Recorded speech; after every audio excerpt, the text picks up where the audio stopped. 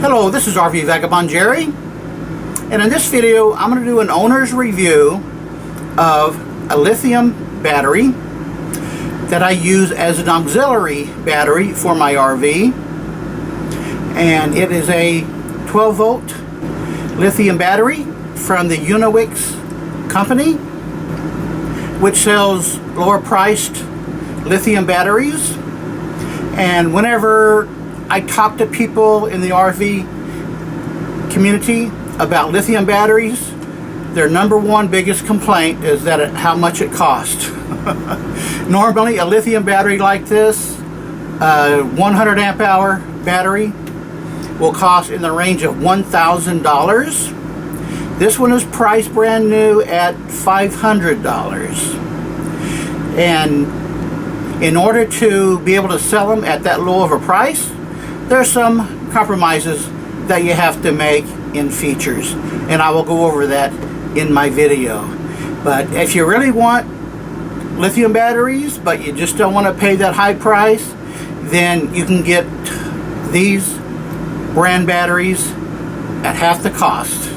And that's not a special promotional thing, that's the normal price. So let me tell you all about it. And I'm not only going to talk about this battery, I'm going to give you some tips about using auxiliary batteries, lithium batteries in RVs. When I first got this battery, first thing I wanted to do is test the voltage to see how fully charged it is. So I've got it plugged in and I'm showing 13.22 volts. And I know that a fully charged lithium battery should be 14.5, so I'm going to hook it up to my charger. The charger that I use is a 40 amp charger, which is a really fast charger, and I've had it on for about a minute now, and it's already gone up to 13.81 volts, so it's going up fast. Well, the charger's been on for about an hour and a half now, and I think the reason why it's taken so long to charge is because in the last part of charging, when it's almost full, then it slows down the charging rate. So it's now at about 14.5, meaning it's fully charged. And when my charger starts ramping up the noise, my experience tells me that's when it is fully charged and it's trying to charge more and the battery is just not accepting it. I think what's happening is that the battery management system inside the battery is cutting off the charging so that it won't overcharge the battery once it gets fully charged. So now that I've turned off the charger and disconnected it from the battery, I'm getting 13.54. Now, why it's dropped down a whole volt from 14.5 to 13.5, that I do not know why it's done that. But I do know that it's fully charged because my battery charger was telling me that it is fully charged. So what I'm going to do now is test the discharging of the battery and see how long it's going to last under normal usage. Now you can use this battery in the kitchen to run some of your small kitchen appliances for the purpose of giving some relief off of your house batteries if you're worried about your house batteries going too low. I use mine only in my bedroom to power several things, and I do it through this converter, and the way that works is it's got alligator clips to the terminals of the battery that go into here, and then this powers 120 volt AC and 12 volt DC with these cigarette lighter type connections. and also 5-volt USB connections. So I have this 12-volt splitter, which I use if I'm going to have several different items. And I plug this splitter into the connection here. So this is power out via the 12-volt connections. So I've got up to 4 connections. This one, with this small little converter, goes to my CPAP machine. And then this one goes to my tire minder. And what that does is I have the tire pressure monitors on my rear wheels. And what this does is it receives the signals from those transmitters on the rear wheels, and it retransmits the signal to the monitor that is up on by the driver's seat. And for these USB connections, there are 4 of them. This one powers my alarm clock. This one powers that fan on the other side of the bed. I run a cable all the way underneath the bed there. And then here I plug in my cell phone charger into this one. And then I just got one more free USB. And the fan that I have on this side is powered by this regular 120 plug, which I plug into here. So there's 2 of those 120 plugs. So through this device, everything I need plugs into there, with the power to here coming from the battery and going to all these various appliances in the bedroom.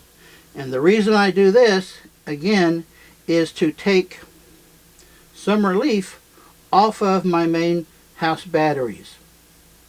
And if this battery goes dead in the middle of the night, which it has a few times, running my CPAP machine, then all I have to do is pull this out, which goes to the splitter, and then I plug it into here, and that way it then takes power directly from the house batteries. So there's 1, 2, 3, 4, 5, 6 things that I'm powering off of that battery right now. Now I have all this on my bed only for demonstration purposes. I keep the battery right down here, and then the inverter goes into this little area right here. So they're both out of the way. So what I'm going to do now is see how many days the battery will last before it goes dead, running mainly my CPAP machine every night. I run it for about 8 hours a night. So I'll get back to you in, I'm expecting maybe 10 days or so. I'll let you know exactly how many days it lasted. Well folks, it's been about 2 weeks now, and I have a number for you. 14. That's how many days this battery lasted running my clock 24 hours a day, and my CPAP machine 8 hours a night, and a little bit, a few hours of usage of one of my fans. And I think that's pretty good. So you only have to charge up the battery about every 2 weeks from now on. Now after running this battery down to 0%, the next thing was to charge it back up. So I put on my 40 amp battery charger, charged it from 0% up to 100%, and I got another number for you. That took 2.5 hours, which is not bad at all with my 40 amp charger. Now you can use any car battery charger to charge the battery, And I do have a car battery charger that charges at the rate of 10 amps, but of course that takes 4 times as long. I also have a portable 200 watt solar panel that I can plug it up to and charge it that way, and that would probably take pretty much all day at the rate that a solar panel would charge by whatever low amount of amps it charges at. But the advantage there is that it's free electricity from the sun. Now, I also have 1500 watts of solar panels on my roof, so either way, basically electricity is free for me, pretty much unlimited, until I want to run my air conditioner or something like that when I need to turn on the generator. Now, the main disadvantage of a low-cost lithium battery like this is that even though it does have a battery management system built in that does several things to protect the battery, there's no way of monitoring what that battery management system would show. The only way of physically monitoring the battery condition is to put a voltmeter to it, and the problem there is a complete cycle through a lithium battery is pretty much like this. When it's over 90% charged, you can tell from the voltage an estimate of how well charged it is, and then when it gets down to about 10%, then the voltage really starts dropping where you can tell it's almost going to be going dead. Now, between 90 and down to 10, then the voltage pretty much stays even. So you can't tell if it's 75% charged or 25% charged. You can only really tell if it's above 90 or below 10. But for an auxiliary battery, for the function that I use it for, it doesn't really matter that much, because what I do with this battery is I only run it, those items, in my bedroom. So I charge it up to 100%, run it down to 0%, and then charge it back up. So for that purpose, I don't particularly need a monitor, but for my house batteries, I really need to monitor those pretty closely. Now, in most of the year, based around the summer, my solar panels keep my batteries charged usually up to 100% every day. So most of the year, I don't have to worry about my lithium batteries at all. They're always going to be good because I have those solar panels to keep them charged. Now, in the winter, it gets real challenging. With good sunny days, it's not really a problem. But when you have bad weather in the winter, I may need to check my battery percentage charge level twice a day, usually. I'll check the battery percentage after it gets dark at night, and then I'll check it again first thing in the morning. Because if my battery level is about 30% or better, I don't have to worry about it overnight. It's going to go down pretty low overnight, but then with the next morning sun, it charges it back up. But if it's late in the evening and I check it, let's say around midnight when I go to bed, and it says it's down to 25% or something like that, I'm worried about it making it through the night safely, and I never ever want my house batteries to go dead. So if it's that low in the evening, I may have to turn on my generator to charge my house batteries back up to a safe level. So for my house batteries, I need that monitoring of the battery management system. For an auxiliary battery like this, don't really need it. Now, next in this video, I'm going to show you what a monitored battery system looks like, and then I'm going to go to Uniwix's website and show you more details about this battery there. Now, my house batteries are a completely different type of lithium batteries and a different brand, and it sends a Bluetooth signal from the battery to my cell phone on a cell phone app here. So it's showing that it's now at 32% and 13.3 volts.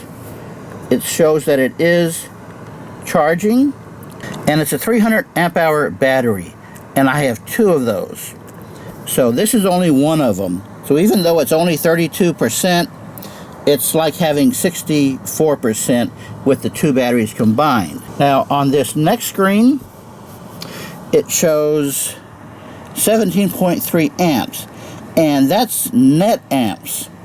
That's how many amps are going into the batteries right now, less how many amps are coming out for the power that I'm using right now. So 17.4 or so, that's pretty good. It's about midday now, and as long as that's going up, that's the important thing. It also shows the temperature of the inside of the battery, and that's an important factor I'll tell you about later. It shows it's been through 431 cycles. Now a cycle is having a battery completely full, running it down to 0, and then charging it back up. And that doesn't have to be all at once. That can be several segments, like going from 75 to 25, charging it back up to 75, and then running it down to 25. That's one cycle. And I've had these lithium batteries for a little over 4 years now, and in those 4 years it's only used 431 cycles. And these batteries are rated at lasting like 5,000 cycles. So these batteries will live longer than I will, I can guarantee you that.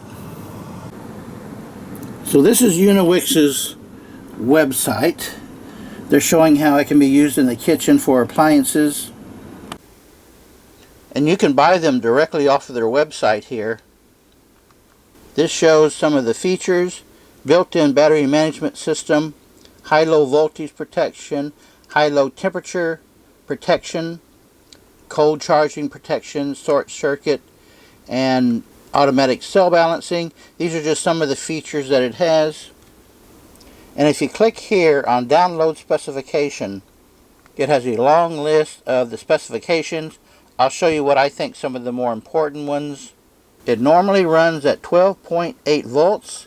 If it gets below 10.8, that's when it's getting almost down to 0, and you really need to charge it at that point.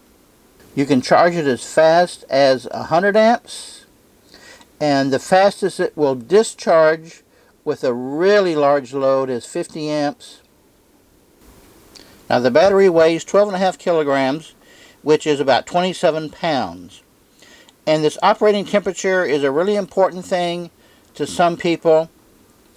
The battery will discharge down to minus 20 degrees centigrade, which is minus 4 degrees Fahrenheit. The big problem is when you try and charge it. This battery will only charge if the temperature is no lower than 0 degrees centigrade, which is 32 degrees Fahrenheit. And by the way, this is not the outside air temperature. This is the temperature inside the battery. And that's why it's a good reason for a battery monitor system to let you know what the temperature is inside the battery. Because if the battery inside is freezing at freezing level, then the outside temperature, 32 degrees, is probably not going to be low enough. It's more like probably 25 degrees or less outside air temperature before the inside of the battery gets down to freezing. However, there are some premium batteries that have heating pads inside the battery. So when the temperature gets down to freezing and you're attempting to charge it, the battery will turn those heating pads on, and then you can charge the battery as low as, they say, minus 4 degrees Fahrenheit. And with the heating pads installed, that's probably going to cost you more than $1,000 for a battery with that feature. So for people who live in and RV in places where it's freezing, that's important to them. Me, I don't go any place where it freezes for more than a few days at a time. I just don't go there in the winter. Now this battery is rated at 2,000 cycles before it's going to be time to replace the battery.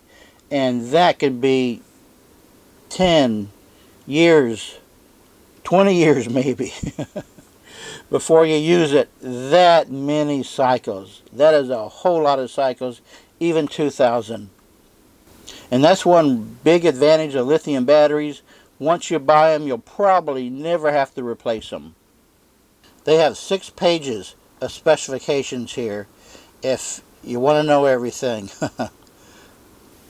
I have made quite a few videos about batteries and solar panels, so if you want to see more videos about those subjects, then just go to my YouTube channel, click on videos, and then here click on search.